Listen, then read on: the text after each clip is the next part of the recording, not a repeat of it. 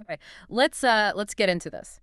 We're doing a deep dive today into the whole philosophy behind sustained creative output, Right. and we're going to strip away all the mystery and really just focus on the mechanism, The plumbing. the plumbing, exactly. And our source material is the incredible life and work of the choreographer Twyla Tharp, mostly through her book, The Creative Habit. That's right. Mm. And if you're listening and looking for some kind of shortcut to, being more productive, this is your mission brief. Yeah. We are pulling out the practical, the action-oriented habits that really allow for high-level creative freedom.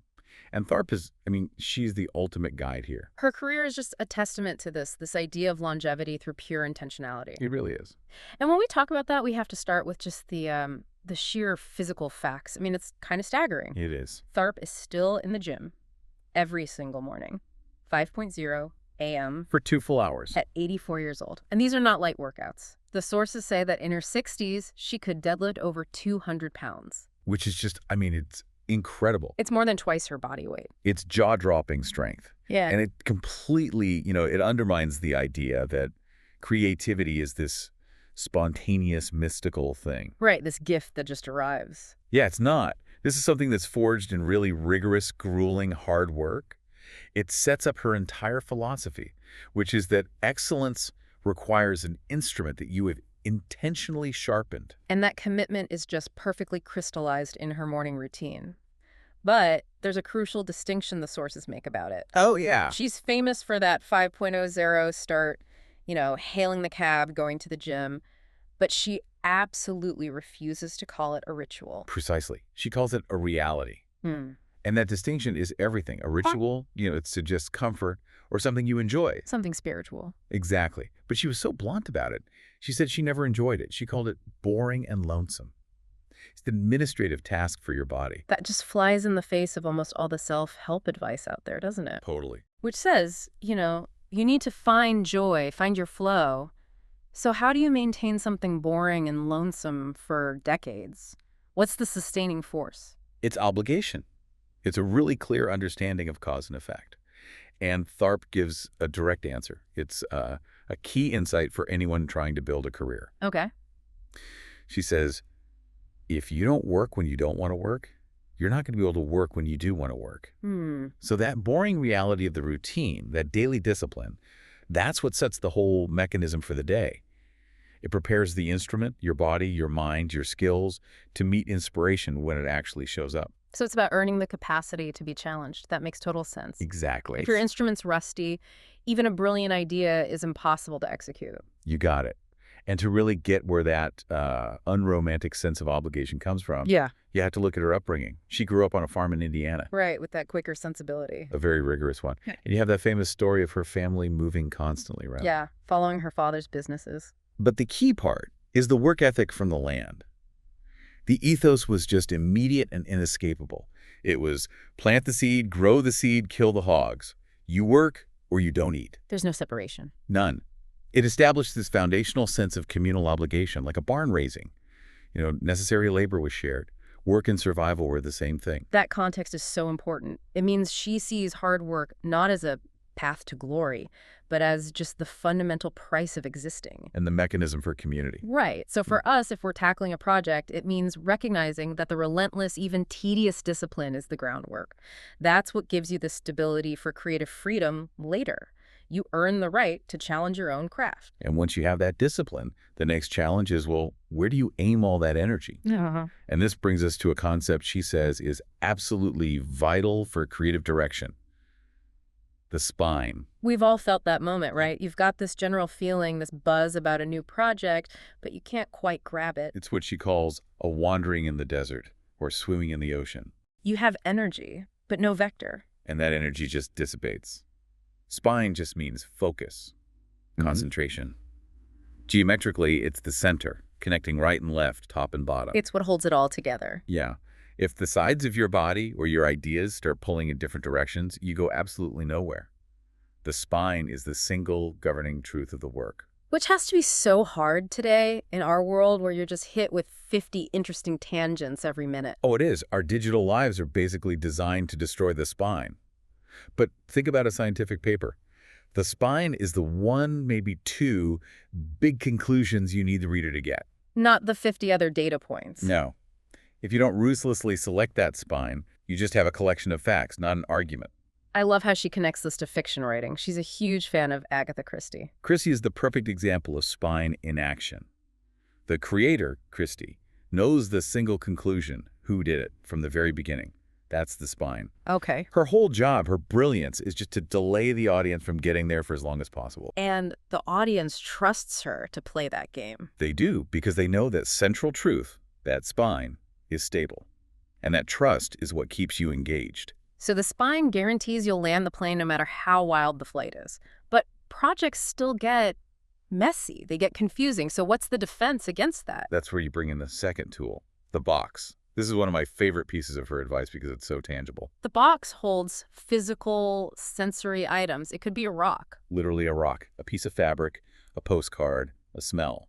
It's meant to capture that original physical feeling of the idea right when it first excited you. And the key thing is the item is the thing itself, right? Not a symbol of it. Critical distinction, yes. It's physical and immediate.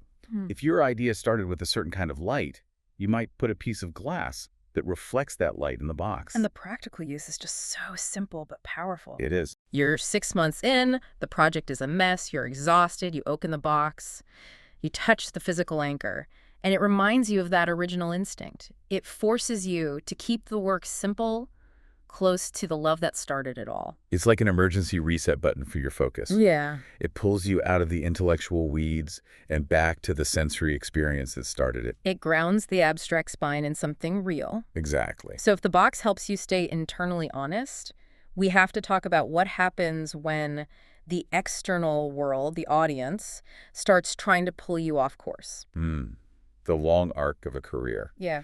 And that's always a challenge because the creator, they naturally evolve. They get better. They explore new territory. You see it with any master. Look at Beethoven. From the early quartets to the late ones. Exactly. From those beautiful classical early quartets to the late period ones, they were almost incomprehensible. They were radically questioning sound itself. But the audience, they resist that. They start what Tharp calls cubbyholing. It's a comfort thing. People like to keep you right where they found you. They love that first thing you did, and they just want you to do it forever. It's the can you play the hit problem, the Judy Garland, sit somewhere over the rainbow syndrome. Right. The audience feels like they own you. In a way, yeah. Yeah. They develop a sense of ownership. And if the artist gives in to that, Tharp is very clear. Staying in that comfort zone, just reinforcing what's expected. It can be deadly for the person making the work. So the solution is change. You have to continuously alter their perception. You get their attention through change, not by repeating yourself. It's necessary friction. And it leads to this really profound paradox she observed, which is that success is much harder to follow than failure. That is so counterintuitive. Why failure is painful. Success is the reward. Well, failure, as tough as it is, it gives you a clean slate. You get to pivot, restart, reassess, all without external pressure. Whereas Success brings the crushing weight of expectation. It brings that terrifying question, now what? It actually limits your options because the path to that last success is now lit up like a runway, and it constrains where you can go next. that pressure to replicate success must be crippling for so many creators. So this brings us to how she says you should evaluate your work while you're in it. Right, while you're creating, just stop judging it as good or bad. Those are external labels that come later. Instead, you ask, is this work useful? Useful. Does it generate the next question? Does it lead you to the next step, no matter how messy it is right now? That utility is the only thing that matters in the process. If the goal is utility, then we've got to shift to the foundation of her entire career, which is the instrument itself, movement. The body. She starts with this biological view that movement is the final common path of the nervous system. It's the deep, primal language. It evolved before music, before speech. It's the most fundamental way we communicate. And Tharp understood this firsthand from some really unique childhood experiences. You mentioned the silent movies at her family's drive-in, which forced her to observe without sound.